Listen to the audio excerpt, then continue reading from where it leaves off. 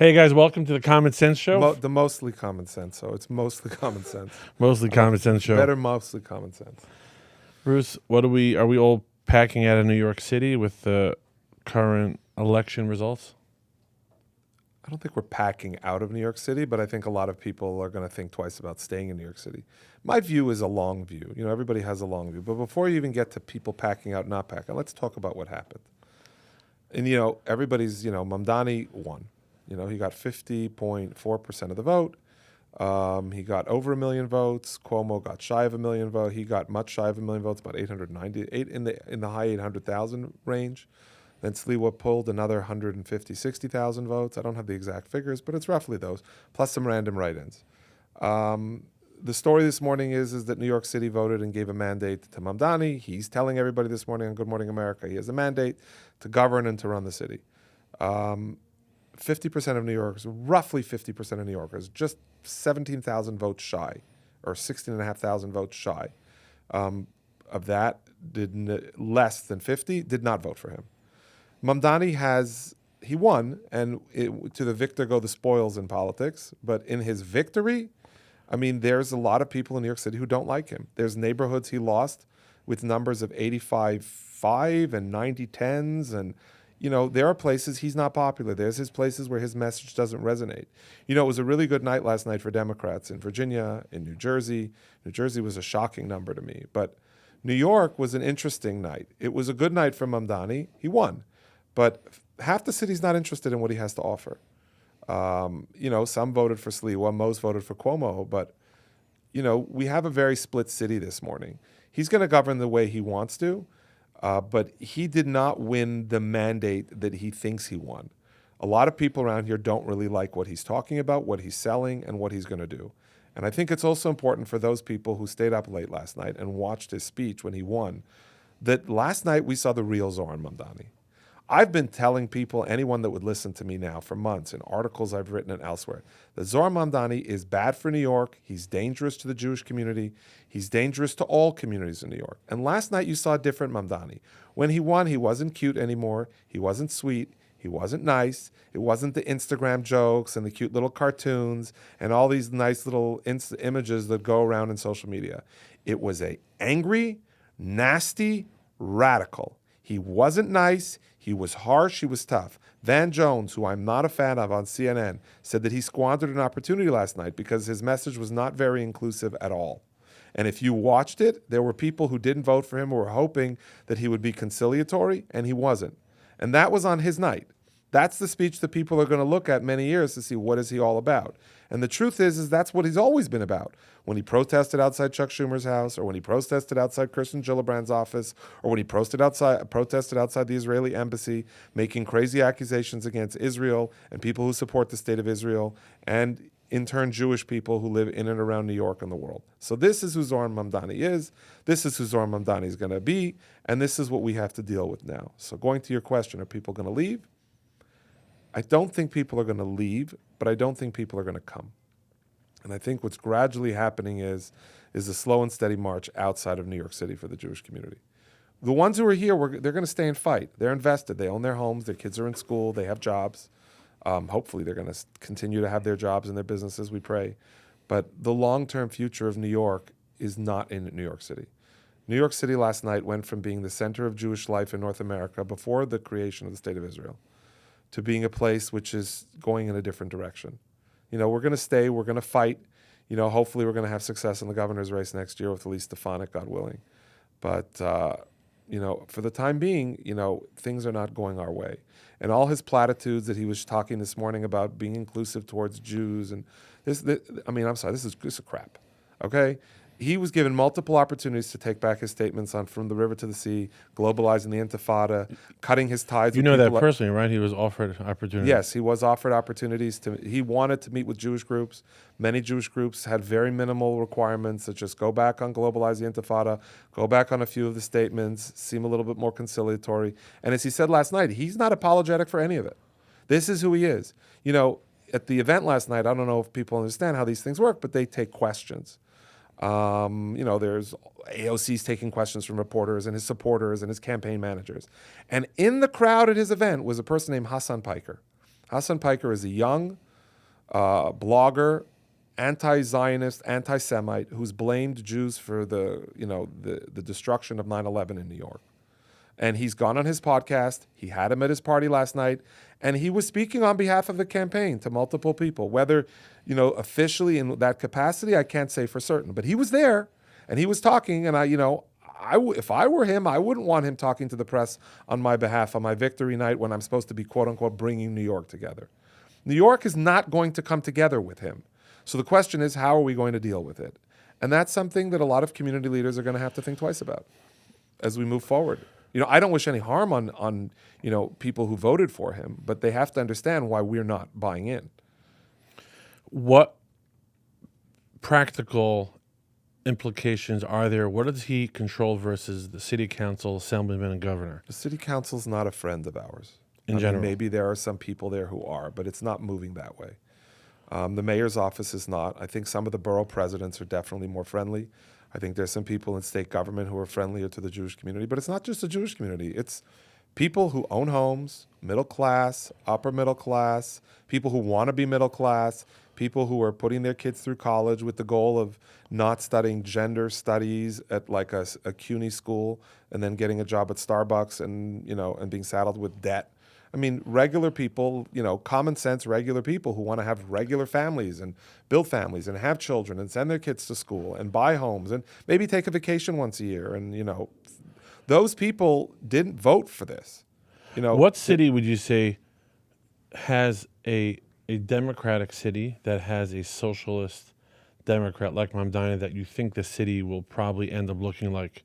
I mean, it's going to look like San Francisco very short in, but San Francisco's cleaned up their act. They finally got rid of it. I mean, they realized it's not sustainable. The free grocery thing or the discounted grocery store, I mean, that's stupid ideas. Taking over people's homes and putting in other people's homes with Vienna models and all this anti-American stuff. I mean, the reason why New York City is so expensive. What's a Vienna model? Oh, I don't know. He was in a video. He's talking about the government buying private property and turning it into communes of community-owned. I mean, it's essentially socialism, Marxism, communism. It's a very toxic brew. And it's not like New York doesn't have rent stabilization, rent controlled, the most public housing of any city in the United States. I mean, I think there's over 500,000 or more people living in public housing in New York right now, where they're paying rents of like $500 to $0. I mean, including him, he's also in a rent stable. No, he's in rent stable. I'm talking public housing. Public housing. There's Section 8. There's rent control. There's rent stabilization. And there's all these other programs out there right now. For the talk of no affordable housing in New York, I mean, it's really regular people who can't get into the affordable housing that everybody else is grandfathered into. I mean, there are people living today in luxury apartments in Manhattan, 3-bedroom apartments paying under $1,500 a month. They've just been there for 50 years. My experience in talking to people, I talk to people all the time in the street, as you can check on my social media channel. You talk to a lot of people on the street. Interesting people, mind you.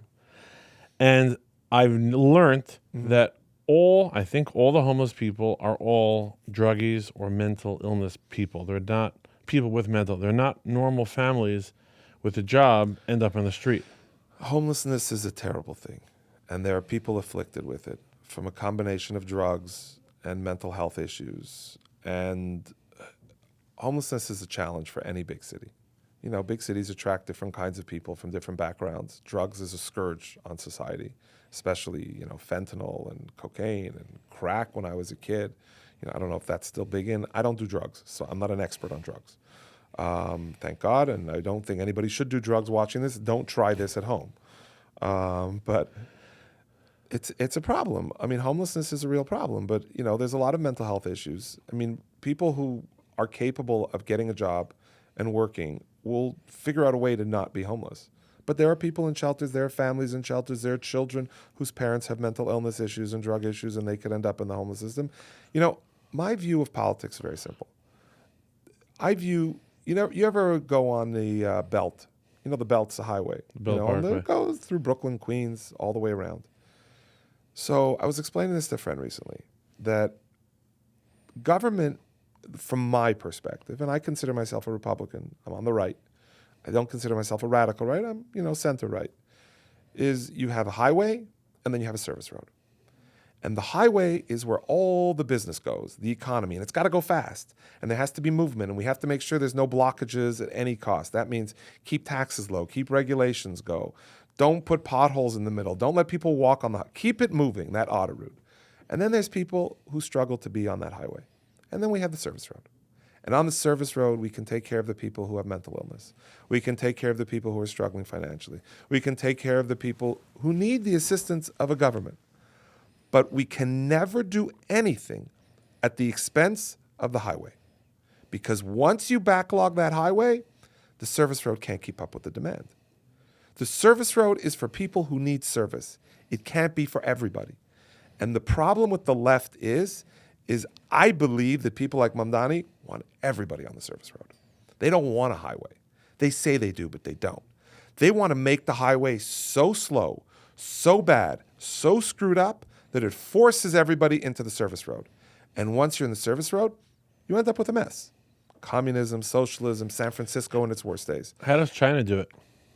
What do you mean, how does China do it? Isn't China is it China communist? China is a communist authoritarian government, but China is a very, first of all, Deng Xiaoping, going back in history, he moved away from the Mao model in the 70s when he took over.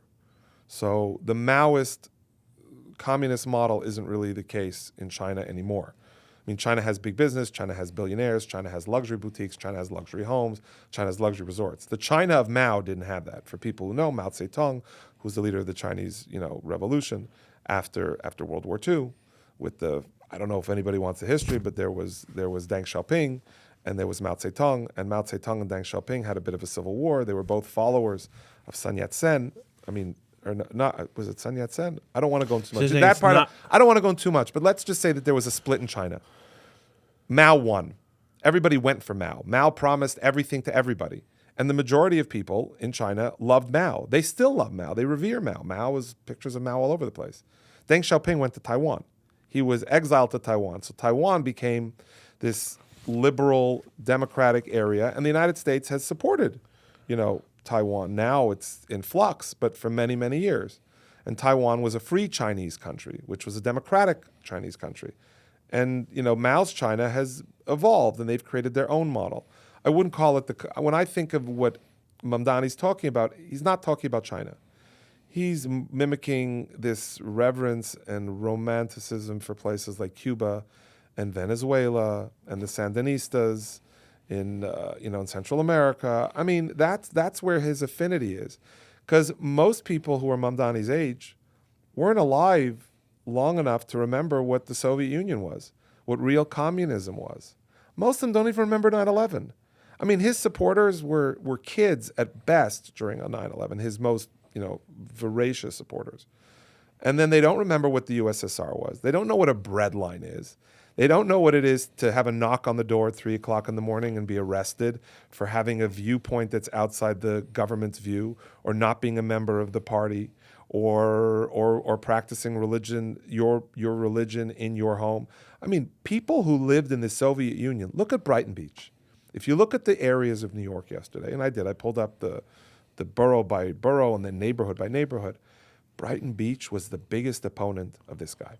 Nobody opposed him more than Brighton Beach. Who lives in Brighton Beach? Russian Jews who left the Soviet Union. Why? Because they've seen this movie before and they're not interested in replaying it.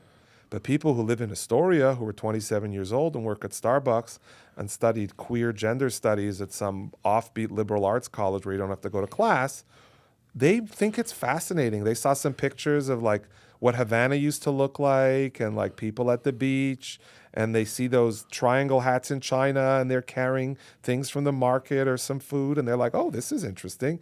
This is better than my life today. I mean, they're poorly educated. They're not very worldly for all their sophistication or lack thereof. But the Russian Jews who still have memories and know the stories of what it was like to live in the Soviet Union would never, ever, ever vote for this. And they didn't, by numbers that are astounding. Astounding numbers. Nobody who's Russian Jewish in those neighborhoods, or Russian and not Jewish in those neighborhoods, voted for Mamdani yesterday. Almost nobody. So it's Mamdani, his platform is mostly... Mamdani doesn't even know what communism is. He read about it in a book. you said it's only could be accomplished in a city. Then we had this earlier. We spoke about earlier on the phone. You said the city people are the only ones that would go for his mandate or his mission statement. I mean, the city. There's a lot of frustration. Living in New York's expensive. I'm not going to take away his concern about affordability, but I mean, the story. It's like there's examples of this, but let's say you have a fire. Okay, there's a fire of affordability in New York. So what does Mamdani say to do? He says, I have an idea. And he goes and he grabs a big bucket and he takes kerosene and he pours it on the fire. Nothing Zoran Mamdani is offering the city of New York is going to lower the costs of anything for the majority of people who live there. If you're not getting it for free, it's going to cost you more money. Because if you go to all these left-wing socialist cities today, they're all unaffordable. Paris is unaffordable. London is unaffordable. San Francisco is unaffordable. Every city that goes down this route is unaffordable compared to Houston or Dallas. Those are not expensive cities. Those are big world-class cities. They have phenomenal colleges and hospitals And they're safe. jobs. Depends where. Every Every city has bad neighborhoods. But in Houston, you could buy a home for a reasonable amount of money in a pretty nice neighborhood. You can't do that here. But that's not to blame. What is he offering to fix that? More public housing? What's the plan? Like, I've read his plans. I've studied some of this stuff he's saying. It's the same old crap repackaged over and over again. In 4 years, what's going to be his excuse when it's not more affordable to live in New York, when there's not more affordable housing, when the costs of rents are going to continue to go up, and when more and more people are going to decide they can't afford to stay here? But the free market ultimately pushes. We don't everything. have a free market in New York. So I mean to say, if you have a restaurant and your employees are paying X amount of rent, the salaries have to reflect that. They're always. We don't things have always have to give, right? So let's say the city is all rich people. There needs to be housing for the middle, lower class. There has to be housing, but housing gets created by private people who are incentivized to create housing. Why isn't there more affordable housing in New York? Well, why not? Why is there not more housing? Why period? are more people build? No, affordable housing. Why don't we build more affordable housing? Because we're incentivized not to build affordable housing in New York. Because once you build affordable housing, you go into rent control world. And when you go into rent control world, nobody wants to build rent control world. Nobody wants to invest money in a place and risk a lot and risk the government making rules about how much you can charge and what you rent. There's too many No, I'm restrictions. saying risking in general, investing. You know why Houston housing is cheap? Because there's no zoning rules in Houston. Housing in Houston is cheap. Okay, they have more land. It's not landlocked by water. I get all that. But, rent control and rent stabilization have created buildings where people are paying below market rents. So landlords are struggling to cover their costs because the government is limiting how much they can take on those apartments. So the apartments that are on the market and let's say in quasi-free market, they go up. They're more expensive. And then there was rules about which, I'm not an expert in housing in New York, but I know a little bit. There's rules by which you can charge more money. If you put money into the apartment, you can take out the money by raising the rents. But in New York today, they said, put money in and you can't take out the money. So landlords are like, okay, I'm not putting money into the apartments. I'm going to warehouse them. And the city today is full of apartments that there's no incentive to rent out because you're going to lose money. So they've taken away the profit motive from developers and real estate owners. So all this stuff he's pitching isn't going to fix the problem. Right, so ultimately free market decides, right? If the numbers make sense. We don't have a free market on housing in New York. Right, but because there is still a free market. It's like a disease. Based on the non-free market, the free market flows, right? Because they're locking up these apartments. A ton of apartments the free are not in the the free real market. free market Off the charts. keeps going and up. developers don't want to build quote unquote affordable housing because there's no upside. I was in an office. Nobody works for free. Not even Zoran Mamdani works for free. Not his mother's stupid movies, her crap films, or her father at Columbia. These people never worked for free. They get paychecks. They live nice lives, very lavish lives. He made a wedding in Dubai. He made a wedding in Uganda. He doesn't live a life of modesty and austerity and poverty. It's all a big show. He's what you want to who you want, and it's not going to change. I'm not a person waking up in the morning saying, okay, maybe we can make nice. No, we don't make nice with him. He has to make nice with us. He started. He He picked on us. Is it- He picked on this community. He picked on Jews. He said it was a concern about Israel and Palestinian rights. It's a cover for his real views. Everything he says is disingenuous and dishonest. But he he's doesn't pretty really mean it. consistently hate Israel. What? He's pretty consistent. He doesn't Well, I want mean, to he back grew up down. in a house where they pretty consistently hated Israel. So the fact You don't that, think his father blamed Jews for everything going on in the world? I mean, look at his worldview. I mean, it goes part and parcel when you mix Marxism and the love of Palestinian who knows what. I mean, I know what the missing ingredient is that we're not saying out loud. Jewish money, Jewish this, Jewish that. You know, listen, Jewish people have done a lot for New York. Go around New York City one day. Go to the hospitals. Go to the cancer centers. See the names on the building. What are the names? Perlman and Perlmutter and Mount Sinai and all of these and leave that world and go to the non-Jewish hospital systems. Jewish people have given to this city. We have given to this city the non-Orthodox. It doesn't matter who you were. We have invested in the cities. The museums, the cultural institutions, the hospitals, the charities. I mean, everything came from the contributions of Jewish people. Jewish people have given to New York much more than they've taken out of it for the last 120 years. The Jewish people's contributions to America. You know, when people question Jewish dual loyalty, I'm not trying to sound Islamophobic or xenophobic. What Muslim names are there on hospitals in the city of New York? On cultural institutions, on charities that benefit everybody? there's not some hospitals I've seen. Which ones? Sloan Memorial, I think it has some. Not many, but You've seen? Yes. It could be. I'm not familiar with it, but it's not a lot. Jewish philanthropy in New York is vital to the success of all the nonprofits in New York City. Right, left, up, down, you name it. And not just philanthropy. Development of neighborhoods and low-income housing and lower-income housing and infrastructure improvements. I mean, the list is very, very long. And we haven't even gotten to Jewish contributions in politics and in sciences, in arts and in medicine. And in business and in creating jobs. I mean, we've done it as a community. We have really given to New York, and we've had a big part in making New York what it is. It's so attractive that everybody wants to come and live here. You see every country that throws out the Jews, they all fall apart shortly thereafter. Well, sure. Middle East, Africa, Morocco, and whatever. I mean, look at Syria. Israel. Look every time. It seems to be pretty obvious every time. Look at the Middle They East. throw the Jews out. Well, Europe or North Africa, the place just sinks after. Right? Am I? No, but Jews have nothing to be embarrassed about. I mean, if anything, people should be happy that the Jewish community decided to establish themselves in New York to the way they did. It's positively impacted this city for the last 100+ years or more. So what do you see? The visiting nurse service of New York, the social service entities of New York, the Met Council on Jewish Poverty. I mean, these organizations help lots and lots and lots of people. And most of them, their help is non-denominational. It's open to everybody. My opinion is the market always plays itself out. You can't fight the market. So if rents are higher, the restaurants, the companies have to pay more money. Just like any doctor or any specialist has different salaries, depends on where you live, because that's the forces of the market. That's what happens. So creating artificial affordable here or there, it'll all just play itself out. New York City, the only way New York City becomes more affordable is if it becomes more unlivable. You can't make New York City more affordable if it's not more unlivable. So from my perspective, Mamdani's real plan is to make New York more unlivable, because that's the only way he can make this place cheaper. What about build more apartment buildings? All total lie.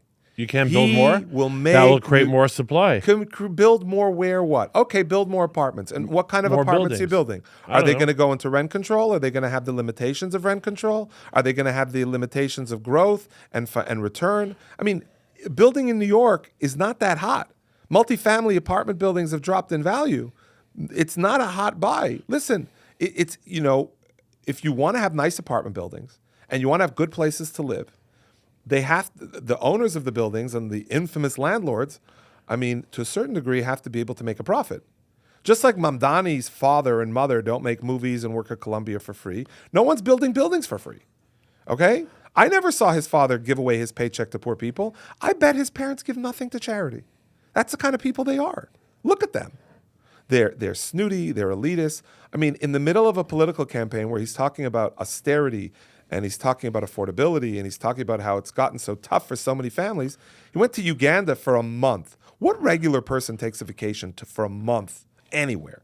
To Uganda, no less, for a wedding celebration that went on for weeks in a country that he doesn't live anymore, which he keeps a passport to, seems to have an affinity to. I mean, these are real questions. I mean, the media whitewashed him because it was fun, it was sexy, it was exciting. And you wake up in the morning and you look at the speech he gave last night and you're like, what the hell did we just sign up for? Because I'm telling you, there's people who watched that speech last night, people who really are worried about affordability in the city. And they're like, I don't know if I voted for that. Because I watched and I was like, listen, Van Jones, if he lives in New York, may have voted for that. And I think he was like, that's not what So you're saying the exit polls the day after the speech are not? I think if you put that speech into a focus group, you'd find some pretty negative results. What would you tell someone who is a barista in a coffee shop who could barely afford to pay their bills? Tell them to move out? Like, what would you tell them? Mamdani has a whole glorified plan and affordable housing. What would you tell someone? Should they get a new degree? Like, what would your advice? You're It's a good question. What do you tell somebody who has a job that pays a low wage? One of two things. Acquire a skill that pays more, starting one. Two, learn skills and maybe open up your own coffee shop so you can own your own business. A lot of entry-level jobs are stepping stones for people to learn skills so that they can go off later in life and they can open something of their own and they can become an entrepreneur on their own. A job at Starbucks shouldn't be necessary. For some people it may be, but it doesn't have to be a dead-end career. It could be a place where you learn things. Listen, I worked in retail when I was in college. I worked in a store. I sold men's suits, shirts, and ties, like catering to like older people. Like, imagine stuff you'd wear if you were going to like a business meeting. And I worked in those days for, I think I was making $7.50 an hour, and I got 1.5% commission on my sales. So on a week, this is about 30 years ago, I was making about $10 to $12 an hour. You couldn't live on that then, and you definitely can't live on that now. But I learned skills there, and I used it as a place to acquire skills for future things. It taught me a lot about retail. It taught me a lot about customer service. It taught me a lot about making sure, the customer's always right. It's benefited me. A lot of the things I acquired then were beneficial to me later in life. I mean, people should always be trying to grow their careers, and they should look at opportunities to grow their careers and take the skills they acquired at a Starbucks. Now, well, some people can't. Well, why do we have, what's with this bigotry of low expectations? Like, why do we think that people can't grow and develop? I mean, there are people who start at Walmart, and after 20 years, they become managers at Walmart, and they earn very big salaries, and they do really well. And the person who started working at Starbucks as a barista could end up managing a Starbucks or a chain of Starbucks, and you grow. And those jobs at the lower end, those are jobs that people get when they're younger or when they're in college or when they're even in high school. And then they can build and grow. Yes, there are people who are older who are going to have jobs like that, and it's a question to be had. But again, they're the people that go into the service lane. And those people are going to need help from government to help them with their day-to-day needs. But we should never destroy the highway for the service lane. The service lane is to support the highway, not the other way around. What's the future for the Republican Party, would you say, on yesterday's elections and overall, and for who? Big cities? Overall. I mean, the Republican Party hasn't played in big cities in years. I mean, of the 20 biggest cities in the country, I think Dallas today had a Republican mayor who was a Democrat who changed parties. I mean, Republicans don't play well in big cities. Why not? Because big cities, big metro urban areas, Republican Party plays well to middle-class families who are homeowners. Once you own a home, you move right. Once you have to pay property tax, you have to maintain something, you have equity in something, your views on the world and the way the government's role in your life evolves. So homeowners in the suburbs and homeowners in exurbs and people who own a home. And that's the challenge Mamdani had, is that a lot of these young people don't see a scenario by which they could ever buy a home. And that's a real problem. But I can't afford to live in New York City. I would love to live in Manhattan. Ask my wife, where do I want to live? I'd love to live in the city. I'd love to live on Park Avenue in a 4-bedroom, apartment with a living room and a dining room and views of Central Park or views down the road, down the avenue. It would be a dream, but I can't afford it. I don't make enough money for it. It's not within range of me. So instead of screaming and yelling at developers and politicians, it's not fair I can't buy a house on Park Avenue. I have to move somewhere that's within my budget. And that's how all these people move in big cities. I mean, the people who voted for Mamdani, a lot of them are really upset because they can't afford something they want, not live in- realizing that not everybody gets a Birkin bag at Hermes, and not everybody can eat at a 3 Michelin star restaurant every night, and not everybody drives a Ferrari, and that's just the nature of society. And the number of people who do those things is minimal. There's not that many people living on Park Avenue. And if you want to live on a low income in New York and you're adamant about staying in the 5 boroughs, there are neighborhoods you can go. But you can't live in Soho, and you can't live in Greenwich Village, and you can't live on the Upper East Side. Yeah, maybe you can live in East New York, and maybe you can live in some Bronx. parts of the Bronx, which are more affordable. I mean, there are places you can live in New York. It's just the places everybody wants to live, they can't, and they're being bitches about it because that's life. I want to live on Park Avenue too. I also want to have a Ferrari. I also only want to work 2 hours a day or 2 hours a week and sit all day and look at stock portfolio, which I don't have. That's life. But I'm not miserable, and I don't blame everybody for it. You have to live within your means, and you have to try to always improve your means and improve your situation in life. But the Mamdani message is one of grievance. They say the Cuomo's of grievance. Mamdani's the politics of grievance. It's not fair. I went to study crap at school. I paid a lot of money for it. I owe it to the bank. I don't know how to do anything. And now I work at a coffee shop as a barista. And I'm 29 years old. I mean, whose fault is that? Who told you to go to school to study stupidity? Who told you to go to school to not acquire skills? That's a trend. It's a trend. Well, it's a trend that has the repercussions, and then they're like blaming everybody for their problems. You make the bed, you lie in over it. If you're going to go to school and study crap that doesn't make a living, can't support a family, can't raise a family, doesn't have any growth to it, I'm sorry. I'm sympathetic to you, but I'm not looking to run the universities and tell them what they're allowed to teach. What do people do who are upset about the election results from yesterday for Mamdani? What practical call to action to do? Don't give in, don't give up, keep fighting. What does that mean exactly? It's complex. Practical. From a practical sense, people like Moshe Indig from the Satmar community made a deal. He's a fool. He's not going to get anything more than anybody else who works with the mayor in the future mayor. If anything, he looks like a fool. He looked like a fool at the party last night. He's a fool.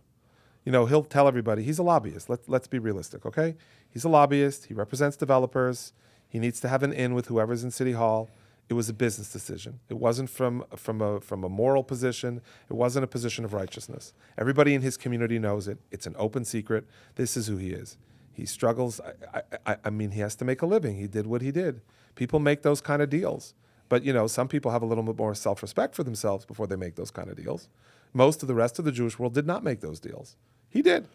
And the Satmar Rebbe was not a fan of his deal because right after that, they came out, the official representatives of the Aronim said they're endorsing Cuomo. Satmar Rebbe doesn't appear to have been happy with the way he acted and carried himself. So what's a practical approach? What could be done to limit the damage? I mean, does that mean Bibi's getting arrested? From a political perspective, electing a Stefanik governor and making sure that she has a chance to be the governor of New York next year would be a good start from a Republican perspective. From a city perspective in New York is to get to know your rights and the laws and to fight and to advocate on your behalf. It's not to roll over and play dead. I mean, it's easy for me to say. If you're running a school and you depend on the city for money, I mean, Mamdani is going to be going out of his way short term to try to prove he's not an anti-Semite. But he's never gone back on any of his prior statements, which made us uncomfortable with him in the first place. So New York's a complex place. There's a lot of laws on the books. There's a lot of funding that's already there. But a lot of the people who were fighting the yeshiva system, the Jewish schools over the last many years, they're Mamdani supporters. So you have to wonder the power and the influence they're going to have moving forward. I don't know. I don't really know what to do. I wish I did. I just know it's not rolling over, not playing dead, and not pretending like everything's going to be fine. We have to fight back. We have to speak out. We live here too. We pay taxes too. And we have nothing to be ashamed or embarrassed about. Yesterday, the Jewish community in New York voted that they did not approve of his message or him. And just because he won doesn't mean that you have to. The people who don't vote for Trump don't wake up in the morning and say they like him. Neither should we. Because you know what? There will be other elections, God willing, and there will be other opportunities. And I'm sure that after a little taste of what he has to offer, people are going to come crying and begging back to go a different direction. I just don't know when that's going to happen. And my fear is that a lot of the people who are here now are going to leave. Now, when I say leave, when I worked for Joe Lhota years ago when he ran for mayor and he lost to Bill de Blasio in his first race, I remember Joe asked Arthur Finkelstein, who I had the privilege of working for as his consultant, and he asked Arthur, he says, where are all the Giuliani voters? Where are all the Bloomberg voters? Why are you saying I can only get 19, 20-something percent in a meeting? And Arthur said, they moved or they're dead. And as New York goes down this route, local those Republicans, this was 2013, and I worked on that campaign. As this moves forward, there's going to be a lot of people moving, and there'll be people as they age who are dying. And a lot of the voters who are against, Mamdani, those numbers are going to diminish. That said, a lot of the people who voted for Mamdani have expectations which aren't going to be met. I mean, he's not going to be able to make the city more affordable. I mean, yeah, okay, if you go to his government-run grocery store, maybe you'll get a bread ration and you won't pay for it, and you'll be happy. But, it didn't work in the Soviet Union. Otherwise, Mikhail Gorbachev, there wouldn't have been glasnost and perestroika. And New Yorkers who are used to, a capitalist society aren't going to go for it either. And a lot of these young kids voted for something that they think, not something that they know. And once they, it looks nice, and it's like food. It's a picture. You see something that looks tasty, and then you eat it, and you're nauseous, and you throw up, and you don't want it anymore. It's a Pavlov thing. Once they taste it, they're not going to like it so much. And when they don't like it, there's going to be potential opportunities to go another route. But in the short term, we shouldn't roll over and play dead to this. I think the Jewish community should stand strong. We're very, very strong when we're united in New York. He's mentioned anti-Semitism and the Jewish community multiple times in the last 2 days. He knows right now he's got a problem. We don't like him. We didn't vote for him. And unless if he changes his ways, we're not going to like him and we're not going to vote for him. And the problem is that, a lot of the Jewish community, they're a lot of the job creators in this city. And if they pick up and they leave, where's the tax base that's going to pay for all this stuff that he wants to do? It's gonna vanish very quickly. What do you think about Sliwa's move not to leave the race? Sliwa? Yeah. Sliwa's a cat person, okay? He's a very nice cat person. He's a cat person with cats in a basement. He shouldn't have run. He could have run, and then when he saw what was going on, it was time to pull out and to make a deal. And he decided against making that deal and decided against pulling his candidacy. I wouldn't like to be Sliwa this morning. But you know what? Sliwa lives in a world of delusion, it seems. So wherever he lives now, he lived yesterday, and he seems very comfortable with it. If you live in a basement on the Upper West Side with 20-something cats, your tolerance for pain and for delusion is something unique. He was never capable of being mayor. He was always the candidate of saying no to Andrew Cuomo. He wasn't the candidate now. And I'm critical of Sliwa because over the weekend he used a lot of his money to attack Cuomo instead of attacking Mamdani. He doubled down on his views. So what do you think about Pataki's endorsement, your hero? I'm disappointed. I love George Pataki. I still love George Pataki. I know that him and Sliwa are friends. I know that Giuliani is a friend of Sliwa's, and a lot of them wanted to be loyal to him.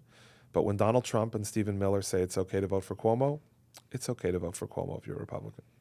Like when Donald Trump and Stephen Miller, Mike Lawler, a friend of mine, congressman from upstate, when these guys say it's okay, it's okay. Like it's okay to, it would have been okay to step away from this. And for people to say, well, if you add up Sliwa and Cuomo's votes, Mamdani wins, I don't agree with that at all. If Sliwa would have pulled out, would have pulled his money from attacking Cuomo the last little while, would have gotten on the campaign trail with Cuomo, would have done one of two things. One, it would have consolidated votes, irrespective of what these exit polls are saying, which are saying otherwise. The votes would have come over. And the latter thing is, because when people get together, these things happen, is it would have given a boost of enthusiasm to the Cuomo campaign. And there are many people I know who probably did not vote yesterday. Another 30,000 votes would have made the difference, who didn't vote yesterday because they thought, based on the polls, that Mamdani was going to win. And if they had felt that the Cuomo-Sliwa, combo was real, and they would have seen polling closing and closer and closer, there are many people who would have decided, it's a foregone conclusion. I see all the people out in the street. Mamdani's going to win. I don't feel like going out tonight, and I'm staying home. It's raining. It's this. It's cold. and you would have gotten some more votes. Would it have been enough to push him over? I can't say for certain, but it definitely would have been much closer. It would have been within a point. And it's possible Cuomo would have won by a point. And if Cuomo wins by a point, this is a whole different podcast. It's a whole different New York. Then the debate is, well, why did New York not accept Mamdani instead of like New York's going socialist? Which a lot of people in New York like socialist ideas. Democrats like socialist ideas. They pretend not to, but they do. How does social media play a role today in today's politics, 2025 versus... Most people get their news from social media. Young people especially. So does that mean the I dollars... grew up in an era where we read papers that were thick and we would sit through them for a few hours. So are Most political campaign dollars going to social media more than... is the money coming over, or they're still stuck in the TV world? That's my... TV, there's a synthesis between the TV and the social media. You use social media to push TV. In other words, you have a clip of an interview on TV, it goes viral on social media. The two platforms play off of each other. It's not one or the other. There's a very healthy interplay. All of the big networks today, the TV networks, they all have strong social media teams that work hand in hand with the broadcast team. So you produce the news on TV because you need the interviews, you need the forum in many cases, and then you use social media to propagate it. So the political ad spending, are they on social media or are they on TV? Which political ad space? I don't know. Spending. So when There's a lot of spending on social media. Tons. Social media. They're still spending in print. They're still spending in print. They're still spending in social. They're still spending in leaflets and mail to your house. They're spending it everywhere. I mean, anywhere they can get you, it's like water. Anywhere they can find you, it's going to go. If there's an opening, if they thought it was worthwhile to advertise on the back of bathroom stalls at the Penn Station, they would go there too. If they think they can catch your attention for a short period of time, they're going to get you. In media, it's not about one ad. It's about repeated viewing of something. I'm seeing it a lot. They say it's called points. How many points? 2 points, 3 points, 4 points. How many times is somebody going to see the ad? And when you fuse together social and television and mail and anything else that's unique, you create almost a cocoon where people are just immersed with this message. So you need to do it that way. So when a dollar comes into but social's better bang for your buck than TV. That's for sure true. Social's a better bang for your buck than TV, but TV still has a place. So when a dollar comes into campaign, what would you guesstimate where every dollar If you don't goes? have a lot of money, you're going heavy into social. If you have the money, you want to play on TV. You want to play wherever you can play. The other thing is the TV tends to be older viewers, and older viewers have a higher ratio of turning out to vote. So there's other factors that play, and the older viewers are not on an 80-year-old person is less likely to be on Instagram all day than a girl who's, or a young lady who's 22 in college. You're trying to hit different voters with different messages, and the messages are going to be different. The one you put on TV may not be the one on social. Zohar Mamdani's social was cute and funny and irreverent sometimes. The Zohar I saw last night in his speech wasn't cute, funny, or irreverent. It was bloody scary. But, you balance it. It's a whole approach. Look how Coca-Cola markets. How was the young turnout in this past election? Very strong for him. Very strong. Yeah. But most of these people don't remember 9/11. They don't know what the USSR is. They don't understand communism. They couldn't pick Fidel Castro out of a lineup, and if they could, they think that he's cool. I guess it's a natural... I'm getting old in the regard that, I have memories of the Soviet Union. I have memories of 9/11. I have memories of Cuba. I have memories of, wars in Central America in the 80s over communism. I had those memories and those experiences in my head. A person who was born in, a millennium, 1999, 2002, 2003, they don't have those memories. They don't have those experiences. They don't have what to compare it to. Look how the Holocaust gets discussed today. How many Holocaust survivors are left? The Holocaust survivor today's got to be almost 100 years old. If there's not many left, the number keeps dropping every year. And the way we speak about the Holocaust is not the way we spoke about it when I was a child, when we were surrounded by Holocaust survivors in our neighborhoods, in our communities, in our synagogues. My wife's a descendant of Holocaust survivors. My children's great-grandparents were in Auschwitz. But would you say it's a natural result of people cannot afford? Things are expensive in New York City. They can't afford. Affordability is always an issue. It's not a So they're going to issue. naturally, when guy says, I'll give you free buses, discounted groceries, and affordable housing, then it sounds very appealing, right? I hate to say, but Eric Adams' success as mayor contributed to Mamdani's ability to run on an affordability message that looked the other way at crime. Tish has done a very good job as police commissioner, and therefore, people feel safer now than they did as recently as 2 or 3 years ago. Therefore, people can now focus on other issues. Do you think she'll stay? I mean, I know he wants her to stay because he wants to not have that as a problem to deal with. It remains to be seen whether she'll stay, and it remains to be seen whether she'll be able to do her job the same way, because he has a lot of pretty wackadoodle ideas when it comes to crime. But when society is safe, people focus on affordability. When you don't feel safe, affordability is not the number one issue. So if crime had been worse during this election campaign than it is in New York right now, it's very likely that Mamdani's message would not have resonated the same way. But I'm just saying, these young people who are not getting paid enough, they're not homeless, right? No, they're just It just means they can't go to the restaurant every night. They're Like, how's their lifestyle changes? I mean, they don't really. They're not building a traditional American lifestyle as far as what we grew up knowing, which was go to college, leave college, go get a job, starting job, work your way up, live, very modestly, try to build a career, find someone to build a family, get married, and then have children, and either try to stay in the city if you can afford it for convenience purposes or move to the suburbs. That's not the lifestyle of Mamdani's voters. I mean, the birth rates are low, the marriage rates are low, people aren't really getting married. In the Orthodox world, we live in a little bit of a bubble, and we complain about a shidduch crisis. They don't have a shidduch crisis. They got bigger problems with shidduch crisis. I mean, in the non-Jewish world today, people aren't really getting married. They're not really having kids. 3 first cousins not religious. They're all not married. Yeah, of course not. Why would they? To get married for what? It's too expensive to get married. It's too expensive to have kids.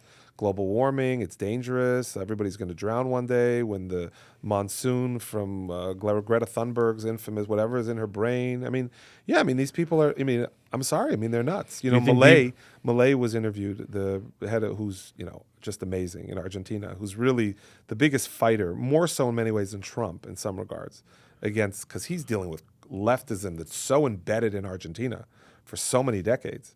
And Malay was interviewed in a Spanish language. I saw a clip of it in Spanish, and he just said that the left is shit. Their ideas are shit. Everything they do is shit. It's all shit. I mean, he's running the country, and he's like, it's just bad ideas. It leads to bad things. It's not going anywhere. And I don't know what the future holds to a society where we're not having children, where we're not building families. And the left is convinced it's all about childcare. I mean, that's a component, but that's not, let's get the kids first. So you're telling me people aren't having children now because they don't have where to send kids to for childcare for 2 years until they're 2 years now? I mean, this is what's holding back the birth, the ability of families to have children. I mean, and people are also getting married later. And it's harder to have children when you get married later. We don't talk about this a lot. But when you get married in your 20s, it's much easier to have a family when you get married at 36, 37, 38, 39, 40. I mean, we have a lot of societal problems in our country today and in our city. And, our birth rates are not keeping up with inflation. Who's going to pay Social Security if we're not producing enough people to keep? I mean, these are real important discussions. And the left's answers to everything, for the most part, lack of a better term, I'll quote Malay. Whatever Malay said, he's not so off on it. I mean, it's not the way it's supposed to be. Yeah, okay, we should have childcare. Great, let's have childcare. What does childcare mean? Childcare means that the government should give you free daycare for babies when they're born. But there's a lot of people that think that it's important for children to be with their mothers when they're born. I mean, some people can't afford it. Some people have to work. You have there's a lot of factors at play. But I'm not against having childcare. I'm not against, but he wants. Do you think it to be Mamdani paid for has a free. bigger political future past New York City mayor? He can't. With political future, what? He's not born in the United States. He can't run for president. What, is he going to be a senator? Maybe he wants to run for Senate one day when he's done with the mayor's office. People who leave being mayor of New York don't really have much of a political future after. He'd be one of the first people to ever leave New York and grow onto something else. So the answer to that's probably and he's no. clearly not a unifier from his speech, so I don't know how he could get No, too far. when he's depends who he's talking to. When he's talking to like some news channels, he talks sweet and nice. And when he's talking to his people, he's not. He's kind of like Arafat that way. When he talks to Western media, he sounds friendly and he says he wants peace. And when he goes to speak to his base, he's not interested in peace at all. The speech I heard last night was not one of peace. Okay? It's a lip service, and it's angry, and it's that grievance, the politics of grievance. I feel bad for people who can't afford what they want. But you know what? They have to figure out how to make more money to pay for it.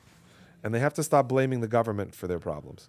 And if you can't afford to live in New York City, then maybe you don't live in New York City.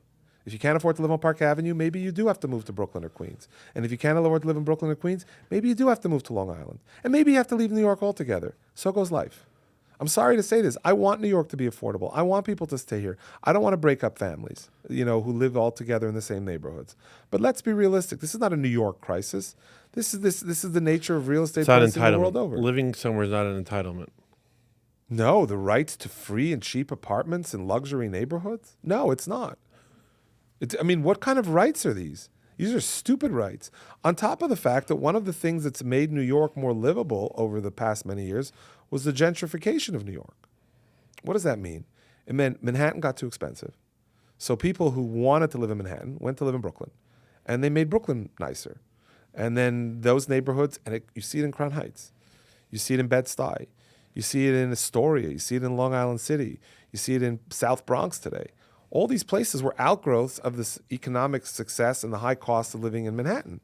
Once upon a time, the only nice place to live in New York City was the Upper East Side.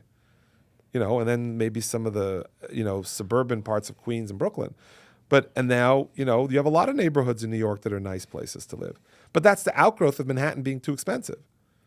And then people started to move out. Then these same people come up screaming, "Oh no, you gentrified my neighborhood. Now I can't afford to stay here." This is kind of the way it works. I can't afford to live where I want to live, so I'm going to blame everybody for it. But it seems to be a cycle, right? You build something up with sweat and tears, and then it gets too expensive. Then people start complaining, and then they go the communist route because they all feel entitled New York also that they has the can live highest anywhere. income. So I'm just saying New York it will also has always the swing highest- back and forth. New York also pays the highest incomes because it's the most expensive. Nobody pays higher incomes in New York. You make more money in New York too. Everything's relative. New York is not the most expensive place to live in the United States today. I speak to people who run to Florida. Like, you don't really save money. You have 2 cars. It takes an hour to get anywhere. There's no school busing. You have to carpooling. The tuition's more. The food's more. So Yeah, but it depends on your business. There's no state income tax. There's no city income tax. I understand, Property but I speak taxes to people can who moved be- and moved back. They tell me it's not necessarily cheaper. Well, the problem in moving out is that it used to be harder to find work, but that's changing. Florida today is easier to find work than it was 10 years ago. The future of Jewish life in America could be in Florida. But who's to say what's going to be in Florida? I don't know what the future holds. I'm not a psychic. We're going to Would you have. tell me something on the phone earlier today that the city attracts the freaks? Could you please elaborate on that? What do you mean the freaks? I don't know. You said something. New York. New York City You attracts said people. cities in general. Cities in general attract people who don't fit in the places where they grew up, for the most part. I don't like the word freaks. Maybe I used it. I shouldn't have. I'm saying New York is a place where you go. It's always was a place where you went if you didn't fit in where you're from. Whether in any capacity. Maybe I'm a freak because I moved here. I don't want to leave. I don't want to leave other people out. But this is some common sense. And so you're implying that the freaks then vote in the I'm freaks. saying people who aren't from here voted for this. People who are from here who lived here for a long time didn't vote for Cuomo. Most of the people who voted for Cuomo are very new to New York. The So old timers, Mamdani, the old timers didn't vote for Mamdani. If your family's here for a very long time, you're very unlikely to have been a Mamdani voter yesterday. I would say the likelihood you voted for Mamdani was very, very slim. It's actually an interesting metric. I don't know if any of the polls asked that, but you can tell by certain neighborhoods where people are from and how long their families have lived here, and those neighborhoods, those are not Mamdani's strong suit. Mamdani Where is is his strong neighbors? I wanted to ask that. like transplant. He's a transplant. So His Bushwick, parents. Williamsburg. Bushwick, Williamsburg, Astoria. Those are all transplant neighborhoods. Manhattan in many pockets, downtown. Some parts of Brooklyn, like Windsor Terrace, and these places where there are strong Mamdani supporters, parts of the South Bronx. Those are not the old-time New Yorkers. Now, what's an old-time New Yorker? It's not a racial thing. It's not a religious thing. It's people whose families have been here for, 50, 60, 70, 80 years from all different backgrounds. I mean, Mamdani has a lot of support from immigrants. He has a lot of support from the transplants. He has a lot of support from the far left. He has a lot of support from women. He did really well with men, but transplant men, younger men. I mean, older people who own homes. I would say if you own a home yesterday, the likelihood to vote for Mamdani is really slim. Under 20%. I mean, look at the neighborhoods where people own homes. Those neighborhoods didn't vote for him.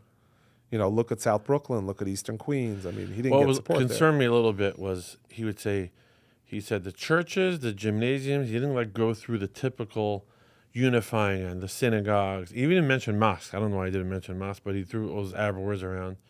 The one thing I found interesting, he mentions the Yemen delis and bodegas that he's trying to... Yemen has delis now? Yeah, they're the biggest. Yemenites? Yemenites. Yeah. I didn't know that. Yeah. What happened to Korean delis? Koreans are They moved to New Manhattan. Yeah. They moved to New Jersey. Exactly. But the ones he wants to close down, which are the Yemeni bodegas, because he wants to be cheaper than the bodegas. Nothing. Like I come back to that analogy with the highway. They want to destroy the highway and put everybody in the service lane. And I'm telling you now, the service lane is not a place to be. Some people have to be there. The car broke down. They're hungry. They need to go to the bathroom. They're having trouble. They're taking their time. But we don't want to destroy the highway, because if you destroy the highway of New York City, the service lane is going to be really packed. It's going to be really full, and it's going to be a mess. Like San Francisco. Well, San Francisco's learned their lesson. Now they have a new mayor who's trying to say, What other okay, city maybe could we see? Portland? Oh, Portland's, these places are a mess. Minneapolis. So I'm saying, where else could you compare to that, where a socialist Democrat... Republicans have pretty much checked out of cities. They've realized that cities, urban areas in America, with the exception of Miami, pretty much, and maybe some cities in Texas, they've pretty much checked out of cities. Who's the future Republican presidential candidate you think would be you have great? J.D. Vance who wants to run. What do you think about him? It's not my first choice. Why not? I have concerns about his views towards. I'm watching him very carefully. I don't like his isolationist talk. I think he's quietly courting the Tucker Carlson crowd vote, and I think he's saying things they want to hear in coded language. I don't think he's an anti-Semite per se, but you have to watch what he says very carefully. I saw some remarks he made recently that made me very uncomfortable about recent deliberations in Israel, and the tone was not the tone that I wanted to hear. What do you think about... I don't need him to run around and say, I love Israel and hold a flag, and, I don't need that. But his tone was not the one that I think makes me comfortable, and I'm nervous. I'm not concerned he's anti-Israel. Right. That's not the issue. But I'm concerned that he's giving license and voice to some of the people who are in that crowd. The Tucker Carlson crowd. I think he plays to them, and I think that's not ideal. So you're saying New York City in 30 years won't have any Jews left? 40 years? What's your... No, I think the Lower East Side still has Jews. It's just going to diminish. Is the future of Jewish life in America really in New York City? I keep on thinking to myself that the only thing that gives me hope for New York, not the only thing, is that the Rebbe said, Kansiva Hashem es habracha. The Lubavitcher Rebbe said that, this is a blessed city. This is where the Rebbe, said that the Jewish community is going to thrive here. And when the Rebbe says something like that, I think it's like a blessing. And I always keep that in the back of my mind. But I also am reminded that, that Jews have lived in, once upon a time, Lublin was the center of Jewish learning, and so was Lithuania, and so was vibrant Jewish communities in Aleppo, and vibrant Jewish communities in Salonika. And Jews have had to migrate, and they've had to move around. We haven't really been anywhere pretty much outside of Israel consistently for the last, the Jews have been in Rome a very long time, but how many? Jews have been migrating and moving around quite a bit. So we shouldn't be stuck anywhere. It's not that we're stuck anywhere. I think sometimes we get the message that we have to leave. Time to go. Look at the Jewish life in Germany before the rise of Hitler. Was there a better place in Europe to be Jewish than Germany? The Rebbe, Lubavitcher Rebbe himself, was always astonished. I even heard this from Rabbi Besser once on the Upper West Side, who was in Berlin with the Rebbe in the 30s and the 20s, late 20s, when he was studying there at the Polytechnic. And he said that of all the people in Europe to turn on the Jews, the one that always shocked him the most was that it was the Germans. He says, the Germans, they were the most sophisticated. They were the most, the Rebbe would say it, the Lubavitcher Rebbe would say it also. They were the most sophisticated, the most educated. They were the most learned. They were the most progressive and open-minded. And, Walter Rathenau was in the government. He was, at one point, he was a very prominent German Jew in politics. And Jews did really well. They were very profitable. They had vibrant communities. They were doing well economically. It wasn't the place you would have seen the rise of Hitler. And I want you to tell you somebody, and we didn't talk about him, but we need to learn more about him. In the 1930s, there was a guy named Max Naumann. Max Naumann was a German Jew, and he was Hitler's defender. People don't realize this, that in the early 30s, when Hitler took over, there was Jews who made excuses for Hitler. We've seen this movie before. His name was Max Naumann. And Goring even came to Max Naumann, I think in 1935, when there had been a rise of protests versus Hitler and the Nazi regime in America. And Jews in America, in New York, the Jews of New York, rose up to protest what was going on in Germany. And Goring went to Naumann to ask for his support. Goring? Goring was one of the prominent people who was part of Hitler's entourage administration, political leaders. And he went to Hermann Goring, and Hermann Goring went to Naumann to ask for his support. And he was the one who would whitewash everything. Be very careful of people who whitewash crimes against your people. It's not a good look. And it never ends well. Ever. Anybody who makes excuses for people like Mamdani and the people around him, like Hassan Piker. Hassan Piker is a vicious anti-Semite. And he's at the party, he interviews Mamdani, and he's his friend, it appears. I haven't seen him distance himself. If you hang out with that crowd, don't make excuses for him. We all have friends we like some more than others, but Mamdani has far too many of them. And the kunstmachers and the excuse makers from Mamdani, you have to be very, very wary of them. Because, there are Jewish people who make excuses for Mamdani because of their disdain of something else. Right, and the disdain of Naumann was the Zionists. Naumann was opposed to the Zionists. So he started making excuses for Hitler. And he had a group of people. It was not just him alone. There was an organization of people. I forget the name of the movement. You can search it. But there was a movement of Jews who were defending Hitler. And there are Jews who were defending Mamdani. And there are Jews who are going to defend Palestinians, activists and Hamas. And they're going to make excuses for them. And they're all awful. And they're all terrible. And they all need to be called out. Do they need to be excommunicated? I'm not going that far. I think everybody has an opportunity for redemption and to do tshuva and to apologize and to make right. But to turn on your people like Peter Baynard. Before the holidays, I email a lot of anti-Semitic Jews who have issues with Israel, who speak out against Jewish community leadership and stuff like that. I have their emails, whatever, they're public, a lot of it. And I send them emails, nice emails. The holidays are coming, it's a wonderful time for repentance and tshuva, and this is an opportunity to rethink some of the things you've said. I feel some of your commentary very polite, they're not mean. They're not like, I hate you. It's like, you've said so-and-so, I think it's not fair. You send personal emails, not email personal blocks. Emails to them directly. From you personally. Customized from me with my name on it. I've been doing it for a few years. I get very few responses. This year I got a response from Peter Baynard. And he wasn't happy. I got a response from Avi Schleim also. Avi Schleim is a professor at Oxford in London. He's foregone. But he was very polite about it because he appreciated that my tone was pleasant. Peter Baynard thought my tone was very patronizing. Who's Peter Baynard? Peter Baynard used to be a writer at the New Republic. Now he's like the Orthodox, he claims to be Orthodox defender of Palestinians and constant critic of Zionists and Israel and Jewish community leaders who support the state of Israel and the people within it. And his son is, and his kids are, and his children go to Jewish schools, and he claims to go to a synagogue on the Sabbath, which all very well may be true. And I'm not for excommunicating him from a minyan. He's a Jew. If he goes to synagogue, he's in synagogue. I don't want to sit next to him. I'm not interested to hang out with the guy. But I felt it was important to say, hey, listen, you've been a little tough on us this year. Maybe it's time to think about it. Yom Kippur's coming. And he sent me a long thing about Masechta. You haven't learned Masechta Yuma. You have to learn this. You didn't learn that. And he says, you're patronizing and it's arrogant. Don't email me again. But I touched a chord. Someone told me, why did you even criticize him? You should have just no, because he needs to be criticized. He's going, he has no problem. I didn't do it in a public sense. Now I'm doing it publicly. But I didn't do it that day in a public sense. I did it in a private sense. But, It's so cool that you actually do it. Very impressive. well, it's not about being impressive. Somebody has to do something. If everybody does something, we can make a difference.